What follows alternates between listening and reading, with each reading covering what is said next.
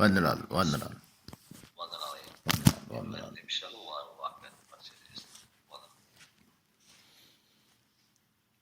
దేవుని యొక్క ఘనమైన నామానికి అందరికీ వందనాలు. మరి దేవునికి స్తోత్రములు.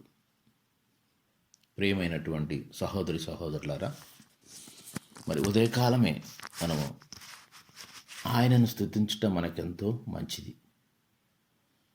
చూడండి, ఇప్పుడు మనం అంతా క్రిస్మస్ సీజన్లో ఉన్నాం కాబట్టి యేసుక్రీస్తు వారు మరి కొన్ని వేల సంవత్సరాల క్రితమే మన కొరకై ఆయన వచ్చారు. మనకు రక్షణ ఇచ్చి పాపాలను విడుదల దయచేసి మరి యేసుక్రీస్తు వారిని ఈ పరిశుద్ధ గ్రంథంలో ఎంతమంది వారి యొక్క తలుపులను తెరిచారు, హృదయాలను తెరిచారు, వారి యొక్క మరి ఆహ్వానాన్ని యేసుక్రీస్తు వారిని వారి ఇంట్లోకి ఆహ్వానించారు. పౌలు గారు అయితే అంటారు కదా, మనం ఆయన ఇల్లు, దేవుని తెరుచుకోవాలి, మన స్థితులను మారుస్తాడు. మన బైబిల్లో చూస్తే ఆయన ఏ ఇంటికి వెళ్ళినా కానీ అక్కడ మరణ పడకల్లో ఉన్నవారిని కూడా ఆయన లేవనెత్తాడు, పాపంలో ఉన్నవారిని కూడా ఆయన పైకి తీసుకొచ్చాడు. ఆయన వస్తే రక్షణ, ఆయన వస్తే ఆనందం, ఆయన వస్తే ఎంతో అద్భుతమైన కార్యాలు జరుగుతాయి.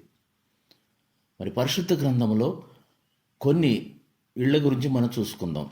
ఏ ఇంటి వారు ఆయన్ని, ఆయన తరపున వచ్చిన దేవదూతలను కానీ, ఆయన తరపున వచ్చిన దైవజనులను కానీ, ఆయన తరపున వచ్చిన ఎవరైనా వేగుల వారిని కానీ ఎవరైతే ఆహ్వానించారో, ఎవరైతే వారికి ఆతిథ్యం ఇచ్చారో వారు ఏవేమి మరి అద్భుతమైన మరి కార్యాలు, అద్భుతమైన మరి క్రియలు, ఆశీర్వాదాలను పొందారో చూద్దాం. ఇంకా మనం చూస్తే మనము ఎవరైనా ఇంటి గురించి అనాలంటే ఒక ఇల్లు ఉందనుకున్నాను. డాక్టర్ గారు ఉంటే ఇది డాక్టర్ గారి ఇల్లు అంటారు, కలెక్టర్ గారు ఉంటే ఇది కలెక్టర్ గారి ఇల్లు అంటారు. అది ఎలాంటి ఇల్లు అయినా కానివ్వండి, పెద్ద మిద్ది కానివ్వండి, చిన్న ఇల్లు కానివ్వండి. అదే మినిస్టర్ గారు ఉంటే ఇది మినిస్టర్ గారి ఇల్లు అంటారు. అవునా? అది ప్రైమ్ మినిస్టర్ ఇల్లు అయితే మేము చూసాం ఢిల్లీలో, ఎన్నో ఎకరాల్లో ఉంటుంది ప్రైమ్ మినిస్టర్ గారు, చీఫ్ మినిస్టర్ గారు ఇల్లు అంటారు. అలాగే యేసయ్య ఉంటే ఇది యేసయ్య ఉన్న ఇల్లు అంటారు. అన్నిటికంటే ఘనమైనది, అన్నిటికంటే గొప్పది, అన్నిటికంటే అద్భుతమైనది యేసయ్య మన ఇంట్లో ఉంటే, మన హృదయాల్లో ఉంటే. ఈ క్రిస్మస్ సీజన్లో మరి మీరు యేసయ్యని ఆహ్వానిస్తున్నారా? మరి యేసయ్యని మీ యొక్క హృదయాల్లో తీసుకుంటున్నారా? మరి యేసయ్యకి మీరు రమ్మని మీ తలుపులు తెరుస్తున్నారా? మనం చూస్తే మన పరిశుద్ధ గ్రంథంలో అనేకమైనటువంటి ఉపమానాలు, అనేకమైనటువంటి ఎగ్జాంపుల్ ఉన్నాయి. తర్వాత మనం కానీ నేను కొన్ని ఆర్డినెన్స్ ఫ్యాక్టరీలో ఇన్స్పెక్టర్గా పనిచేశాను. కలకట్టాలో ఉండగా మెటల్ స్టీల్ ఫ్యాక్టరీ అని ఉండేది. దానికి సీనియర్ జిఎం గారు ఇల్లు ఏమన్నదంటే మెటల్స్ హౌస్ అని ఉండేది. అలాగే రైఫిల్ ఫ్యాక్టరీలో పనిచేసాం, అక్కడ కూడా రైఫిల్స్ హౌస్ అని ఉండేది. చూడండి, అక్కడ ఏవైతే అధికముగా ఉంటాయో, ఏవైతే ఎక్కువగా ఉంటాయో ఆ ఇంటి పేరు. అట్లాగే యేసు ప్రేమ కలిగిన వాడు కనుక యేసయ్య కానీ మన ఇంట్లో ఉంటే ఇది యేసయ్య ఉన్న ఇల్లు, ఇది యేసయ్య నమ్ముకున్నటువంటి భక్తుల ఇల్లు, యేసయ్య నమ్ముకున్న విశ్వాసుల ఇల్లు. యేసయ్య వెలుగు అనేది కనిపిస్తూ ఉంటుంది మన ద్వారా. అందుకని మనం చూస్తే మరి పౌలు గారు అంటారు చక్కగానే, మరి మన దేహాలు ఆయనకి ఇల్లై ఉన్నాయంట. ఎంత మంచి మాట అండి. మనం ఇంకా చూస్తే ప్రకటన గ్రంథం 3:20 చక్కగా చెప్తారు. చూడండి ఒకసారి, ప్రకటన 3వ అధ్యాయము 20వ వచనములో, ఇదిగో నేను తలుపు వద్ద ఉండి తట్టుచున్నాను, ఎవడైనను నా స్వరము విని తలుపు తీసిన ఎడల నేను అతని వద్దకు వచ్చి అతనితో నేనును నాతో కూడా అతడును భోజనం. చూడండి, ఆయన ఉండటం అంటే అదృష్టం, ఆయనతో భోజనం చేయటం అంటే ఇంకా అదృష్టం. ఎంత గొప్ప భాగ్యం అండి. ఆయనట తలుపు వద్ద నుండి ఎదురు చూస్తుంటారంట, తట్టుతూ ఉంటారంట.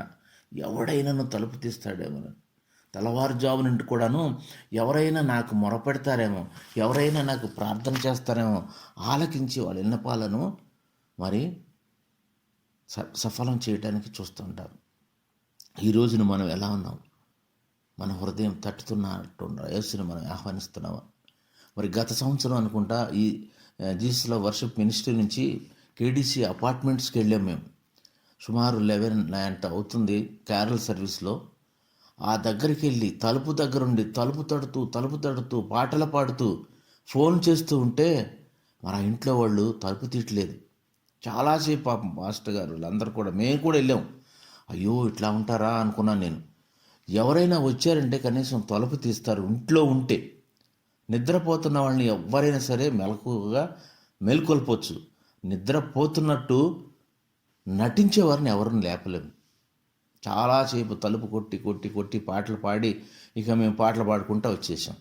మరి అలా చేయకండి. మీరు మీ హృదయాలను తెరవండి. మీ తలుపులు ఎవరు వచ్చినా కానీ తలుపులు తీయండి. ఎవరా అని చూడండి. ఆయన తలుపు తడుతూ ఉంటాడంట. తలుపు తట్టి ఎవడైనా లోనికి రమ్మంటాడేమో ఆశీర్వాదాలను తీసుకుని వస్తూ ఉంటాడు. మనం ఇలా చూస్తే మనం చూడండి, డబ్బు సంపాదిస్తాం, డబ్బు ఉంటుంది, కానీ డబ్బు వృధా చేయకండి. ప్రభు చెప్తున్నాడు, క్రమమైన పద్ధతిలో వాడండి, క్రమముగా దాన్ని సక్రమంగా దానిని వెచ్చించండి. అవసరమైనప్పుడు ప్రభు సేవకు ఉపయోగించమంటున్నారు. మనకి ఎంతన్నా డబ్బు ఉన్నాయి. డబ్బు ఈజ్ ఏ గుడ్ మాస్టర్ కానీ నాట్ ఏ గుడ్ గాడ్. ఉపయోగించండి. ఎవరికి? పేదలకి, వరాండ్రికి, లేని వారికి. చూడండి, మనకి ప్రభువారు చెప్తారు కదా, మాథ్యూ 14 ఒకసారి చూడమ్మా. మత్తయి 14 నుండి 21 వరకు ఆయన ఒక చోట ప్రసంగించినప్పుడు చీకటి పడిపోయినప్పుడు ఆహారం కోసం చూస్తే ఒక చిన్న పిల్లవాని దగ్గర మరి 5 రొట్టెలు 2 చేపలు తీసుకుని వస్తారు ఆయన శిష్యులు. దాన్ని ఆశీర్వదించి ఎంతమంది పంచుతారండి? 5,000 మంది పురుషులు. 5,000 మంది పురుషులు ఉన్నారంటే కనీసం ఒక్క బాబుని వేసుకున్న, ఒక స్త్రీని వేసుకున్న చూడండి 15,000 మంది మినిమం. అంతమందికి పంచగా మరి ఇంకా 12 గంపలు ఎత్తారు. ఎందుకు తినేసాం కదా, వదిలేయచ్చు కదా? నో, అది ఉపయోగపడతాయి. చదవండి ఒకసారి. ఆయన వచ్చి ఆ గొప్ప సమూహంను చూసి, ఆయన ఎక్కడున్నా కానీ గొప్ప సమూహమేనండి. వారి మీద కనికరపడి స్వస్థపరిచాను. సాయంకాలం అయినప్పుడు ఇది అరణ్య ప్రదేశము, ఇప్పటికే పొద్దుపోయిన గ్రామంలోనికి వెళ్ళి భోజన పదార్థములు కొనుక్కొనుటకై వారిని పంపివేయమని చెప్పి యేసు వారు వెళ్ళనక్కర్లేదు, మీరే వారికి భోజనం పెట్టి. చూడండి, ఆయన వెళ్ళనక్కర్లేదు. ఇక్కడ ఏమి లేవన్నా కానీ ఆయనకి ఎలాంటి ధైర్యం అండి? మరి తండ్రి మనకి సమృద్ధిగా ఇస్తాడని ధైర్యం. అక్కడేమి లేవు అంటే ఇదేంటి ప్రభు ఇలా చెప్తున్నాడు? అడవి ప్రదేశము, ఇంతమంది ఉన్నారు, వాళ్ళు ఎక్కడ వాళ్ళని పంపించమంటే వెళ్ళనక్కర్లేదు, వాళ్ళందరికీ మీరే భోజనం చెప్పగా వారు ఇక్కడ మన యొద్ద 5 రొట్టెలు 2 చేపలు మాత్రమే, మరేమీ లేవు. చూడండి, 5 రొట్టెలు 2 చేపలు. 20 నుంచి చూడమ్మా, కింద నుంచి చూడు. అందరికి తిని తృప్తి పొందిన తర్వాత మిగిలిన ముక్కలు 12 గంపల నిండా ఎత్తిరి. చూడండి, మిగిలిన ముక్కలు పడేయచ్చు కదా. చూడండి, మనం కూడా ఎంత ఫుడ్ తినేప్పుడు ఎంత వేస్ట్ చేస్తాం. అవన్నీ కూడా వీళ్ళందరినీ క్రమమైన బద్ధంలో కూర్చోబెట్టమంటాడు, డిసిప్లిన్గా, వరుసలో పంక్తుల వారిగా. ఇవన్నీ తిన్న తర్వాత ఎంత చూడండి క్రమశిక్షణ, ఎంత పద్ధతిగా, ఎంత జాగ్రత్త. చూడండి, అవన్నీ చక్కగా గంపల్లో ఎత్తి లేని వారికి ఇవ్వాలని. చూడండి, మీకు డబ్బు ఉన్నదా, మరి ధనం ఉన్నదా, దాన్ని వృధాగా వేస్ట్ చేయకండి. చూడండి, మీకు కానీ ఇప్పుడు స్ట్రాంగ్ రూమ్ అంటే తెలుసా? బ్యాంకుల్లో ఉంటే స్ట్రాంగ్ రూమ్ అంటే కట్టలు డబ్బు పెట్టి అక్కడ తీసుకెళ్ళి మీరు మరి ఏం కోరుకుంటున్నారంటే ఏం చేస్తారు? గబగబా పెద్ద నోట్లు చూసి ఎత్తుకుని వస్తారు, అవునా? కానీ ఆయన ఏమంటున్నారంటే, ఒక భక్తుడు, మీరు ఆ స్ట్రాంగ్ రూమ్లోకి వెళ్ళే ధనమైన గొప్ప నోట్లు తెచ్చుకునే కన్నా ఆ స్ట్రాంగ్ రూమ్ కీని తీసుకోండి. మీకు ఎప్పుడు కావాలితే అక్కడికి వెళ్ళొచ్చు, ఎంత కావాలితే అంత తీసుకోవచ్చు. ఇప్పుడు ఆ కీ అయినటువంటి నాయన ఆ పరలోకానికి మరి కీ అయినటువంటి యేసు ప్రభు వారిని మనం ఆహ్వానిస్తున్నామా? మన హృదయాలను తెరుస్తున్నామా? మన తలుపును తెరుస్తున్నామా? చూడండి, మనం ఇంకా పరిశుద్ధ గ్రంథంలో చూస్తే ఎంతోమంది గొప్ప వారికి మీరంటారు, మిక్కిలి అల్పులైన పేదలకు, దూరాండ్రకు మీరు సహాయం చేస్తే అది ఈ లోకంలో కాదు, పరలోకంలో మీకు అకౌంట్లో క్రెడిట్ అవుతుంది అంటున్నారు. అనాథాశ్రమం ఉన్నవాళ్ళకి కానీ, పేదలకు కానీ, విధవరాండ్రికి కానీ, లేని వాళ్ళకి కానీ, మిక్కిలి అల్పులైనటువంటి వారికి మనం సహాయం చేస్తున్నామా? ఈ క్రిస్మస్లో కొత్త బట్టలు వేడుకలే కాదండి, మీ హృదయాలను తెరవండి. ఎవరైతే దరిదాపుల్లో దగ్గరలో ఉన్నటువంటి పేదలు ఈ చలికి ఎంతో వణికిపోతున్నారు, ఎంతో బాధపడుతున్నారు. మరి చెప్పుకోవటం కాదు కానీ మేము నిన్నటి దినాన ఒక ప్రదేశానికి ఒక పెద్ద కార్టూన్ బాక్స్ నిండా బట్టలేసి మరి ఒక బస్సులో పంపించాం. మీకు చేతనైతే తెలిసిన వాళ్ళు ఉంటే పేదవాళ్ళకి పంపించండి. మీ బట్టలు చాలా ఉంటాయి, అవన్నీ ఇవ్వండి. మీ ధనంలో కొంత ఇవ్వండి. ఇచ్చిన వారు ఎప్పటికీ చచ్చిన వారు కారు. చూడండి, మరి ఇంకా మనం వెళ్తే మరి హెబ్రీ 6:10 ఒక్కసారి చూసి వాళ్ళకి చక్కగా ఆతిథ్యం వేయండి, మర్యాదగా మాట్లాడండి. అబ్రహాం గారైతే ఆదికాండం 18 అధ్యాయంలో నేలకు వంగి దేవుని పంపించిన దేవదూతల్ని, అయ్యా ఈ దీనుని దాటిపోవద్దయ్యా బ్రతిమలు ఆడుకుంటాడు. నేలకు వంగ అవసరం లేదండి. మనం కనీసం ప్రేమగాని వాళ్ళు వచ్చినప్పుడు తలుపులు తీయండి, మీ హృదయమైన తలుపులు తీయండి, మీ హృదయంలో దయ కలిగి ఉండండి. దానికి ఎన్నో రెట్లు ఆశీర్వాదాలను పొందుతారు. మనకు ఎగ్జాంపుల్ కదా మన అబ్రహాం గారు. ఎట్లా వెళ్తాడు చూడండి, ఆయన వంగి పరిగెట్టుకుంటూ వెళ్ళి చారమ్మ గారు చెప్తాడు, అమ్మా మరి దైవజనులు వచ్చారు, మరి 3 మానికలు పిండి పిసుకమంటారు. చూడండి, 30 సంవత్సరాలు ఉన్నవాళ్ళే 1 కిలో పిండి పిసుకలేరు. నేను కూడా చూశాను. ఇది పిసుకలేమండి, కొంచెం పిసికి పెట్టండి అంటారు. 3 మానికలు అంటే ఎంత తెలుసా మీకు? 90 సంవత్సరాలు ఉన్నా మీకు గబగబా ఆయన పరిగెట్టుకుంటూ వెళ్ళిపోయి మరి ఒక కొవ్విన దూడను తెచ్చి పని వారికి ఇచ్చి సిద్ధపరుస్తారు. ఆ గబగబలాడతాం ఏమని తెలుసా? డిసిప్లిన్, ఒబీడియంట్, మరి ఎంతో మరి ఎదుటి వాళ్ళకి రెస్పెక్టు. అలా ఇచ్చినప్పుడు తప్పకుండా ఎదుటి వాళ్ళు ఎంతటి వాళ్ళైనా సరే కన్విన్స్ అయిపోతారు, కరిగిపోతారు. ఒక్కసారి చూద్దాం రండి. ఆదికాండము 18 అధ్యాయము 1 నుంచి కొంచెం 6 వరకు చూడమ్మా. మరియు మమ్రే దగ్గర ఉన్న సింధూర వనంలో కూర్చున్నాడు. ఎండవేళ గుడారపు ద్వారం వద్ద కూర్చుండి ఉన్నప్పుడు యెహోవా అతనికి కనబడెను. యెహోవా చూడండి, ఇప్పుడు ఆ రోజున దేవుడు డైరెక్ట్గా ప్రత్యక్షం అవుతారు. కనపడి అతడు కనులెత్తి చూచినప్పుడు 3 మనుషులు అతని ఎదుట నిలబడి ఉండిరి. అతడు వారిని చూచి గుడారపు వాకిటిన వారిని ఎదుర్కొంటూ పరిగెత్తి, చూడండి ఎట్లా అన్నాడు, పరిగెత్తి నేల మట్టుకు వంగి. అది ఎంత అంటే ఎంత ఒబీడియన్స్ అండి అది. ఈయనేంటి ఒక రాజుకు తక్కువేం కాదు. ఈయన దగ్గర ఎంతమంది? 300 మంది పనివాళ్లే ఉన్నారు. అంత గొప్ప మరి వ్యక్తి, మరి విశ్వాసానికి ఫాదర్ కదా. మరి వచ్చారంటే చూడండి, నేల మట్టుకు వంగి అంటే సాష్టాంగ నమస్కారం చేసి పరుగెట్టుకెళ్ళి, ప్రభువా నీ కటాక్షము నా మీద ఉన్న ఎడలా ఇప్పుడు నీ దాసిని దాటిపోవద్దు. కొంచెం నీళ్లు తెప్పించి దయచేసి కాళ్ళు కడుక్కొని నీ చెట్టు కింద అలసట తెచ్చుకోండి, కొంచెం ఆహారం తెచ్చేదను, నీ ప్రాణములను తర్వాత మీరు వెళ్ళవచ్చు. ఇందు నిమిత్తమే కదా, చూడండి అది ఇందు నిమిత్తమే కదా మీ దాసుని దగ్గరకు వచ్చారు. వారు నీవు చెప్పినట్లు చేయమనగా అబ్రహాం గుడారములో ఉన్న శారా యొద్దకు త్వరగా పరిగెట్టుకుంటూ వెళ్ళాడు శారా దగ్గరికి. త్వరగా నీవు త్వరపడి 3 మానికల మెత్తని పిండిని తెచ్చి పిసికి రొట్టెలు చేయమని చెప్పాను. తర్వాత మరియు అబ్రహాం పశువుల మందకు పరిగెత్తి, మళ్ళీ చూడండి అక్కడ కూడా పరిగెడుతున్నాడు. ఎంత ధన్యత అండి ఆయనకి. ఈ పరుగంతా దేవుడు చూడ్డా, ఈ ఒబీడియన్స్ అంతా దేవుడు చూడ్డా, ఎంత మరి ఆయన యొక్క నడతలో, ఆయన యొక్క ప్రవర్తనలో ఈ దైవభక్తి, వాళ్ళకున్న విశ్వాసము, ఈ ప్రేమను పరుగులు చూపిస్తున్నారు. పరిగెత్తికెళ్ళి ఒక మంచి లేత దూడను తెచ్చి ఒక పనివానికి అప్పగించాను. వాడు దాన్ని త్వరగా సిద్ధపరిచాను. పనివాళ్ళు కూడా త్వరగా సిద్ధపరిచిన తర్వాత ఆ భోజనం అయిన తర్వాత ఏమన్నానండి, అబ్రహాం నీ భార్య ఎక్కడ, శారా ఎక్కడ అంటారు. చూడండి కిందకి వెళ్ళండి 20 దగ్గరికి 11 చూడమ్మా. అబ్రహాం శారాయిను బహుకాలం గడిచిన వృద్ధులై ఉండేరి. స్త్రీ ధర్మము శారాకు నిలిచిపోయిన గనుక శారా, నేను బలం ఉడికిన దానినైనా తర్వాత నాకు సుఖము కలుగునా, నా యజమానుడును వృద్ధుడే ఉన్నాడు కదా అని తనలో నవ్వుకొనేను. దానికి ముందు ఉంటుంది 9 అనుకుంటా, 9:10లో నీ భార్య అయిన శారా ఎక్కడ, అడుగగా అతడు అదిగో గుడారంలో ఉన్నదని అదిగో గుడారంలో ఉన్నది. అందుకు ఆయన మీదికి మరి వచ్చే ఈ సంవత్సరానికల్లా నీ వద్దకు నిశ్చయంగా మరలా నిశ్చయం. చూడండి, ఆదిత్యం చూసి నిశ్చయంగా మరలా నేను వచ్చే సంవత్సరంకి వస్తాను తప్పకుండా.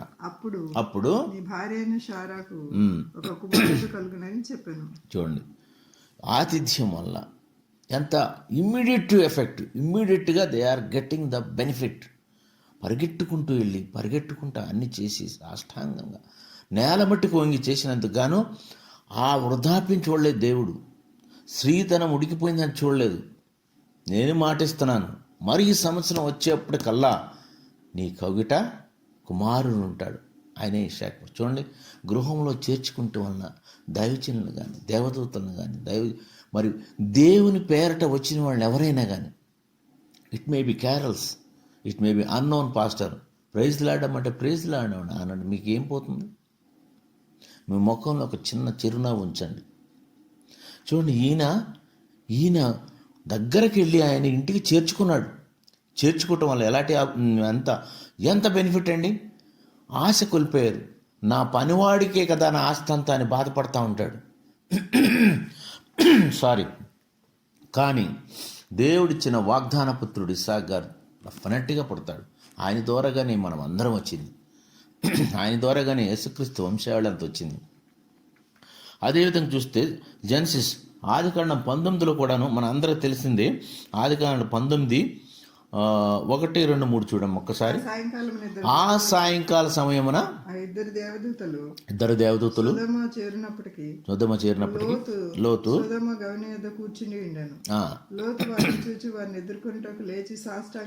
చూడండి, మరి చూడండి ఎందుకండి లోతు వాళ్ళకేంటి విపరీతమైన వ్యభిచారం, విపరీతమైనటువంటి ఎంజాయ్మెంట్. అక్కడున్న దేవతలు చూస్తున్న సాష్టాంగ నమస్కారం చేసి ఏమంటాడు, నా ప్రభువులారా దయచేసి మీ దాసుని ఇంటికి వచ్చి రాత్రి వెళ్ళబుచ్చి వెళ్ళమంటారు. చూడండి, ఆయన ఎలాంటివాడు కానీ, ఆయన భార్య ఎలాంటిది కానీ, ఆయన ఎలాంటిది సాష్టాంగ నమస్కారం చేసి ఆయన ఇంటికి ఆహ్వానించాడు. ఇంటికి ఆహ్వానించినందుకు గాను ఆయన్ని, ఆయన కుమార్తెని, ఆయన కుటుంబాన్ని తీసుకుని పక్కకు వెళ్ళి ఆ గంధపు అగ్ని గంధకాలతో ఆ సొదొమ గొమొర్రా పట్టణాన్ని నాశనిస్తారు. కానీ చూడండి, ఈయన ఆతిథ్యం ఇచ్చాడు. ఆతిథ్యం ఇచ్చి గృహాన్ని చేర్చుకుని చక్కగా తీసుకెళ్ళినందుకు గాను ఆ రాత్రి ఇంకేమంటాడు తెలుసా ఆయన? అద్భుతమైన మాటలు. ఆ ఊరు వారంతో వచ్చినప్పుడు, అయ్యా నా ఇంటికి వచ్చిన వారిని అతిథుల్ని ఎందుకు మీరు కావాలని అడుగుతున్నారు? పురుషుని ఎరగినటువంటి 2 కన్యలు నా కుమార్తెలు ఉన్నారు, తీసుకెళ్ళండి అయ్యా, మీరేమైనా చేసుకోండి. ఎంత తగ్గింపండి! దైవజనుల ఎడల ఎంత ప్రేమ అండి, ఎంత ప్రేమ చూపిస్తుంది చూడండి. వీళ్ళందరూ మనకి ఎగ్జాంపుల్ కాదా? వీళ్ళందరూ మనకి గుర్తు రావట్లేదా?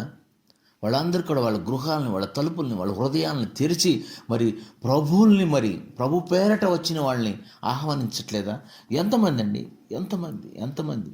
ఇంకా వస్తే లూకా 19లో చూడండి, మన జక్కయ్య గారు పొట్టివాడు అయి ఉన్నందున చెట్టెక్కి యేసుప్రభుని చూడాలని ఆశతో, యేసుప్రభుని చూస్తే చాలని ఆయన రోత పాత జీవితం అంతా తెలుసు. ఆయన ట్యాక్స్ కలెక్టర్గా ఎంతో డబ్బును సమకూర్చుకున్నాడు. అయినా కానీ ప్రభువుల వారు వస్తున్నారని లూకా 19:1 నుంచి చూడమ్మా. ఆయన అంటే యేసుక్రీస్తు వారు సంచరించుచుండగా పట్టణంలో ప్రవేశించి దాని గుండా పోవచ్చుండెను.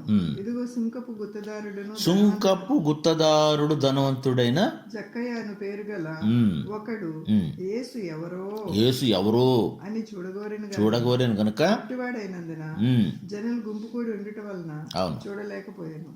అప్పుడు యేసు ఆ త్రోవను రానయ్యుండెను కనుక అతడు ముందుగా పరిగెత్తి ఆయనను చూచుటకు, ఆయన కూడా చూడండి ముందుగా పరిగెత్తుకుని వెళ్ళాడు. ఆయన చూడాలని ఎంత ఆతురత చూడండి ఆయన హృదయంలో.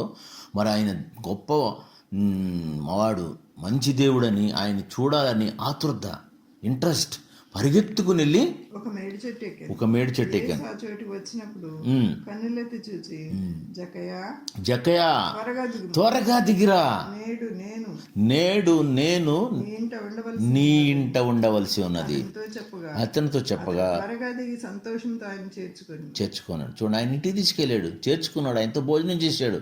కానీ ఆయన ఇంటికి రక్షణ వచ్చింది. ఆయన ఇంటికి తీసుకుంటే మీ హృదయాన్ని తెరిస్తే, మీ ఇళ్ళ వాకిళ్ళు తెరిస్తే, తలుపులు తెరిస్తే జక్కయ్యకు ఉన్నదంతా కూడాను చాలా మటుకు ఇచ్చేసాడు అందరికీ. ప్రభువా నన్ను ఏం చేయమంటావంటే పేదలకు ఇచ్చేయమంటాడు. ఇదిగో ఈరోజే నీకు ఇంటికి రక్షణ వచ్చిందంటాడు. ఆయన కాదు, ఆయన కుటుంబం అంతా మరి రక్షణ పొందింది. చూడండి, ఇంటికి చేర్చుకోవటం వలన యేసయ్యను మన ఇంటికి చేర్చుకున్నాం. మన ఇంటి ముందు స్టార్ పెడతాం కాదండి క్రిస్మస్ అంటే. ఆ వెలుగు కొంచెమైనా కానీ మీలో నుంచి రావాలి. ఇతరులకి దేవుని వాక్యం చెప్పండి. ఎంతో చెప్పవలసిన లేదండి. యేసుక్రీస్తు అంటే ఎవరు, ఎందుకు వచ్చారు, ఎందుకు చనిపోయారు, ఎవరి గురించి చనిపోయారు, మరి ఏం చేయబోతున్నారు, 4 మాటలు చెప్పండి.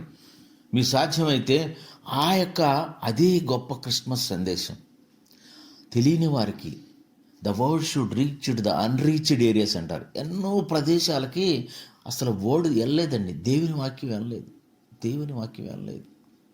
పండగంటే మొబ్బాలు, పండగలు, పప్పలు, పండగంటే బట్టలే కాదండి, ఇవి కూడా మనమే. Why don't you become a star to give the resolution of the light. మీ లైట్ని పంపించండి. మనం అక్కడ ఉంటే, మనం యేసయ్యను మన ఇంట్లోకి తీసుకొస్తే ఆ వెలుగు వస్తుంది.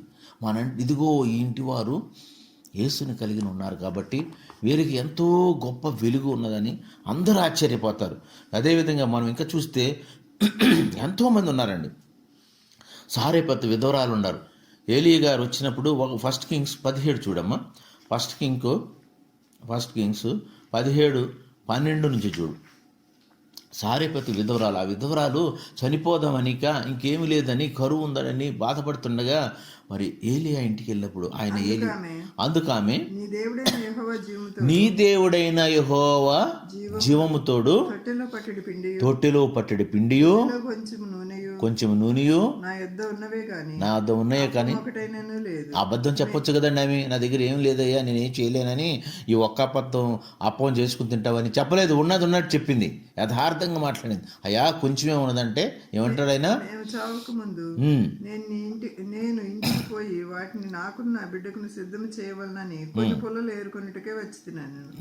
అప్పుడు ఏలియా ఆమెతో ఇట్లా, నేను భయపడకమ్మా, పోయి నీవు చెప్పినట్లు చేయము. అయితే అందులో ఒక చిన్న అప్పము మొదట చేసి నా యొద్దకు తీసుకురమ్ము. చూడండి, ఒక చిన్న అప్పం చాలమ్మా, నాకు ఒక్కటి అన్నాడు. తర్వాత ఏమంటున్నాడు చూడండి, తర్వాత నీకును నీ బిడ్డకును అప్పములు. చూడండి ఎంత విశ్వాసం. చూడండి, అక్కడ ఒక అప్పానికి సరిపోయే పిండి నూనె ఉంది, నాకు ఒక చిన్న అప్పం అమ్మా, నువ్వు తర్వాత అనేకమైన అప్పాలు చేసుకుంటావని చెప్తాడు. అందుకు ఆమెను సందేహించిందండి. విశ్వాసంతో నమ్మి ఒక్క అప్పం ఇచ్చేసిన తర్వాత ఆమెకి తర్వాత ఏం చూడమ్మ కింద, భూమి మీద యెహోవా వర్షం కురిపించే వరకు ఆ తొట్టిలో ఉన్న పిండి తక్కువ కాలేదు, బుడ్డిలో నూనె అయిపోలేదు. ఇశ్రాయేలు దేవుడని యెహోవా సెలవిచ్చుచున్నాడు అనేను. అంతటా ఆమె వెళ్ళి ఏలియా చెప్పిన మాట చొప్పున చేయగా అతడును ఆమెయు ఆమె ఇంటవారును అనేక దినములు భోజనము చేయించి వచ్చిరి. చూడండి, ఆమె ఇంటికి ఆయన ఆహ్వానించిందండి, దేవుడే పంపించాడు. ఆమె విశ్వాసరాలు విధురాలైనా సరే ఆమె ఆ ఇంటి వారు కూడా సమృద్ధిగా తినటకు మరి దేవుడు ఆశీర్వదించాడు. చూడండి ఎంత గొప్ప విషయాలండి. అలాంటి గొప్ప విషయాలు తెలుసుకుని why don't you open your doors, why don't you open your hearts to the God. ఆయన్ని ఆహ్వానించండి. ఈ క్రిస్మస్లోనూ మన ఇప్పటి వరకు జరిగింది కాదు, ఈ క్రొత్త సంవత్సరంలోనైనా, ఈ క్రొత్త న్యూ ఇయర్లో అయినా సరే న్యూ రిజల్యూషన్ తీసుకోండి.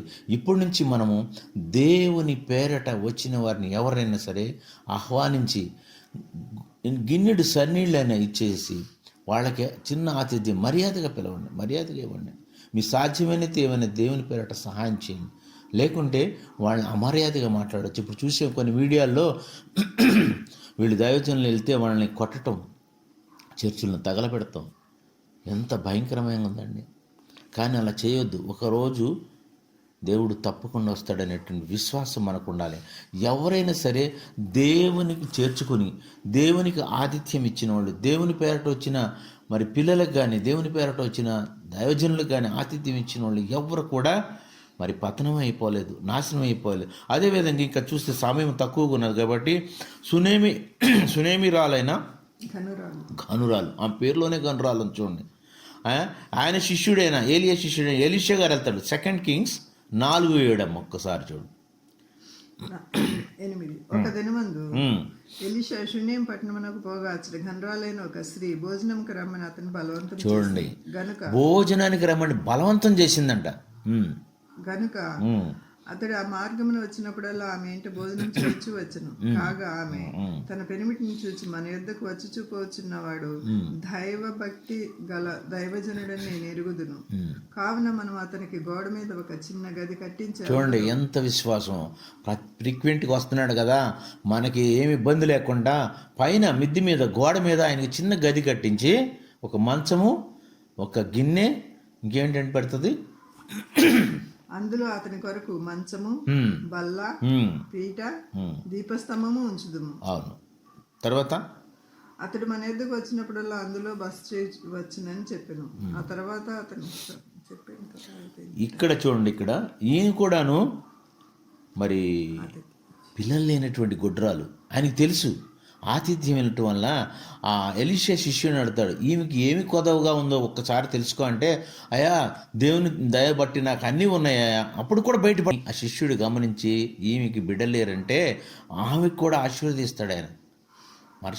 మరుసటి సంవత్సరం కల్లా నీ కౌగిట ఒక కుమారుడు ఉంటాడమ్మా అని చెప్తాడు. చూడండి, ఆమె కూడా చేర్చుకుని ఆమెకు ఆశీర్వాదం పొందుతుంది. చూడండి, విధవరాలైన ఆమె ఒక బిడ్డను కలిగి ఉంటుంది.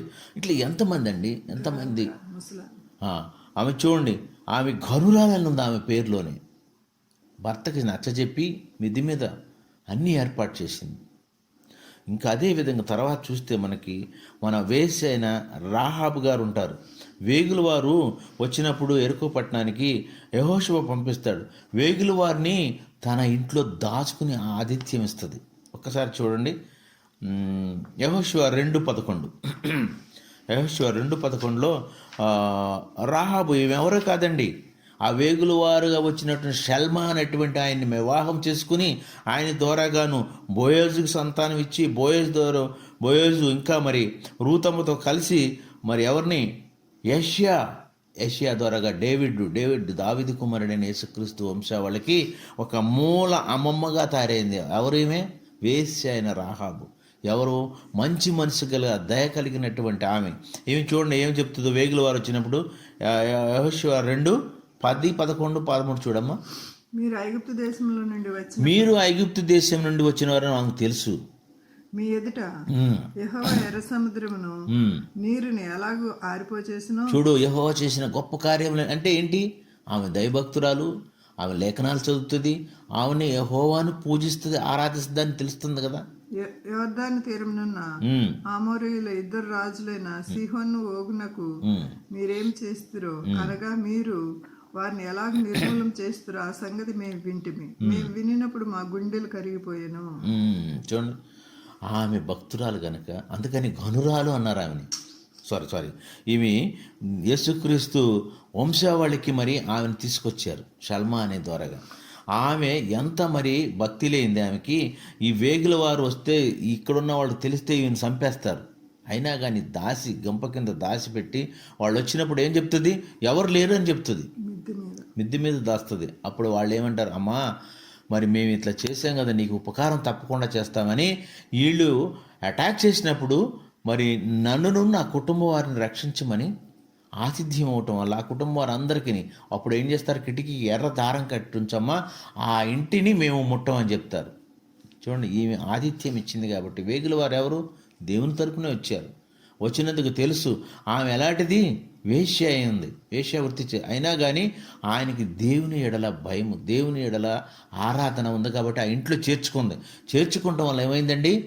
దైవజనుల్ని పేరట వచ్చిన వాళ్ళని చేర్చుకోవటం వల్ల ఆ ఇంటికి రక్షణ వచ్చింది. ఇంట్లో ఉన్న వాళ్ళందరూ బ్రతికారు, మిగతా వాళ్ళందరినీ కూడా సర్వనాశనం చేసేసారు. సమయం లేదు కాబట్టి మరి ఇక ఒక్క మాట చెప్పి నేను ముగిస్తాము. మరి మనకి ఇంకొక లుదియా అనేటువంటి దైవభక్తి గల స్త్రీ ఉంటుంది. చూడండి ఒక్కసారి లుద్స్ 16:12 చూడము ఒకసారి.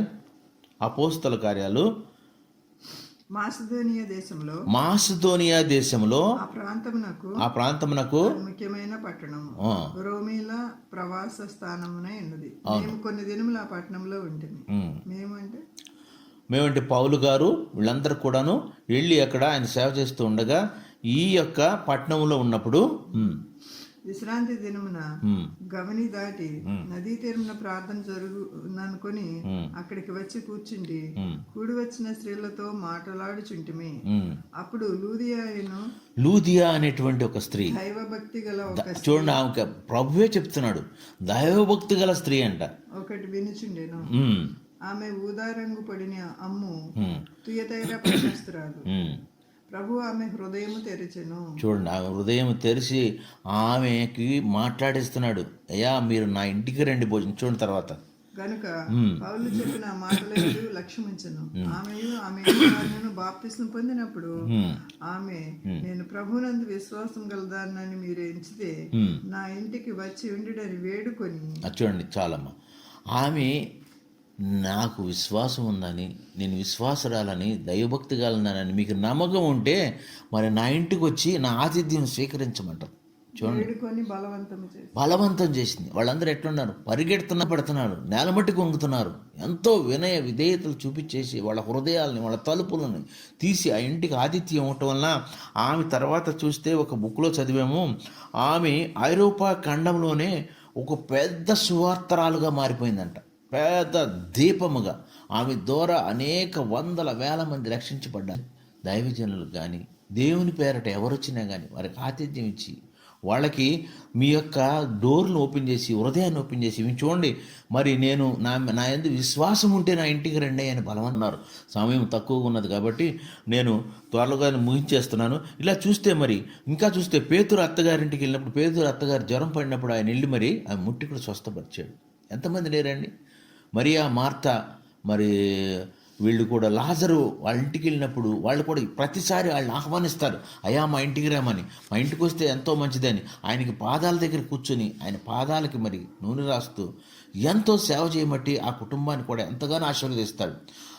యేసుక్రీస్తు వారు ఏ ఇంటికి వెళ్తే ఆ ఇంటికి రక్షణ, యేసుక్రీస్తు వారు ఏ ఇంటికి వెళ్తే ఆ ఇంటికి ఆశీర్వాదం. ఆ అకుల ప్రిస్కిల కూడా ఉన్నారు, ఇంకొక ఎగ్జాంపుల్ కరెక్ట్. అకుల ప్రిస్కిల వాళ్ళ భార్యాభర్తలు కూడాను ఏంటి ఏం కుట్టుకునేవాళ్ళు, డేరాలు కుట్టుకునేవాళ్ళు. మన పౌలు గారు కూడాను సౌలుగా ఉన్నప్పుడు కూడా ఈయన కూడా డేరాలు కుట్టేటువంటి బిజినెస్సే. కానీ అక్కడ కూడాను వాళ్ళు కూడా దైవభక్తి కలిగి ఉన్నారు కాబట్టి పౌలు గారిని వాళ్ళ శిష్యుల్ని ఆహ్వానించినందుకు గాను వాళ్ళ బిజినెస్ ఆశీర్వదించబడుతుంది, వాళ్ళ కుటుంబం ఆశీర్వదం. మరి వాళ్ళ పేర్లు కూడా దైవ గ్రంథంలో రాయబడింది. భార్య భర్తలుగా ఉన్నామా వాళ్ళు ఎంతగానో ఆశీర్వదించబడతారు. పౌలు గారికి ఆతిథ్యం ఇస్తారు, వాళ్ళ శిష్యులకు ఆతిథ్యం ఇస్తారు. మరి అక్కడ మరి ఆ పట్టణంలో వాళ్ళు ఆశీర్వదించబడతారు. ఈ విధంగా చూస్తే యేసుక్రీస్తు వారు ఏ ఇంటికి వెళితే అక్కడ మరణ పడకల నుంచి ఉండి లేచారు. మరి లాజరు ఎంత అండి, 4 దినాలు అయిపోయింది, పాతిపెట్టి ఉన్నాయి. ఎట్టి విశ్వాసం అండి. యేసుక్రీస్తు వారికి ఆతిథ్యం ఇచ్చి ఆ ఇంటికి ఆహ్వానించి ఆ డోర్ ఓపెన్ చేశారు కాబట్టి ఆయన వచ్చి మరి లాజరు లేచిరా అంటాడు సమాధి నుంచి. ఎన్ని అద్భుత కార్యాలు చేసిన గొప్ప దేవుణ్ణి, ఆయన పేరట వచ్చినటువంటి వాడిని మనం ఎలా తృణీకరిస్తామండి. మనం ఈ క్రొత్త సంవత్సరంలో మన హృదయాలమైనటువంటి తలుపులను ఓపెన్ చేద్దామా? మన తలుపులను ఓపెన్ చేసి పేదలకు, ఈయన అంటాడు కదా, మిక్కిలి అల్పులైన వారికి, ఈ నా సహోదరులకు ఏమి మీరు సహాయం చేసినను నాకు సహాయం చేసినట్టు కాదా? అది పరలోకంలో మీకు క్రెడిట్ కాదా? ఎవరికండి? మిక్కిలి అల్పులైనటువంటి వారికి, మిక్కిలి మరి పేదవారికి, దరిద్రులకి, అనాథులకి, విధవరాండ్రకి, వారికి ఇస్తే నాకు ఇచ్చినట్టు కాదా? అది ఇక్కడ కాదు, పరలోకంలో మీ అకౌంట్లో క్రెడిట్ అవుదా? అందుకనే మనం ఈ రోజున ఎలా ఉన్నాం, మన హృదయం ఎలా ఉన్నది మనం పరీక్షించుకుందామండి. మనము ఎవరైనా మన ఇంటికి, మన వాకిటికి వచ్చి మరి మన హృదయాన్ని, మన తలుపులను తట్టుతుంటే మనం తీద్దామా? మనం ఆ దేవుణ్ణి, ఆ లోకపు దేవుణ్ణి మనం ఆహ్వానిస్తాము. ఈ క్రొత్త సంవత్సరంలో అయినా సరే మన పాతవన్నీ కూడా గతించి నూతనమైన స్వభావంతో మన హృదయం అనేటువంటి తలుపులను తీసి అనేకులకు నాయన మరి ఆశ్రయం ఇద్దామా? మీకున్న దాంట్లోనే ఒక కప్పు సన్నీళ్ళని ఇచ్చినా చాలు అంటున్నారు కదా. ప్రేమతో చూడండి. ఆయన చేసినట్టుగా నేల మట్టికి వంగని అవసరం లేదు, కానీ ప్రేమతో మర్యాదగా చిరునవ్వుతో వాళ్ళందరిని ఆహ్వానించి ఆతిథ్యం ఇస్తే ఎంతమంది ఎన్ని ఆశీర్వాదాలు పొందారండి. ఇవన్నీ కూడా లైవ్ ఎగ్జాంపుల్ కాదా? Why don't you turn your hard to soft? మెత్తనైన హృదయముగా మరి చేసుకుందామా? ఈ దేవుడు చూపించిన ఈ కొన్ని మాటలను బట్టి మరి దేవునికి వందనాలు. ఒక చిన్న ప్రార్థన చేసి నేను ముగిస్తాను. పరిశుద్ధుడా, మీకు వందనాలు, స్తోత్రాలయ్యా. తండ్రి, మాకు ఇచ్చినటువంటి సమయాన్ని బట్టి మీకు వందనాలు. ప్రభువా, ఇదిగో నాయనా, ఈ యొక్క పరిశుద్ధ గ్రంథంలో అనేక మంది అబ్రహాం దగ్గర నుంచి మరి నాయన ఎంతోమందిని చూసాం.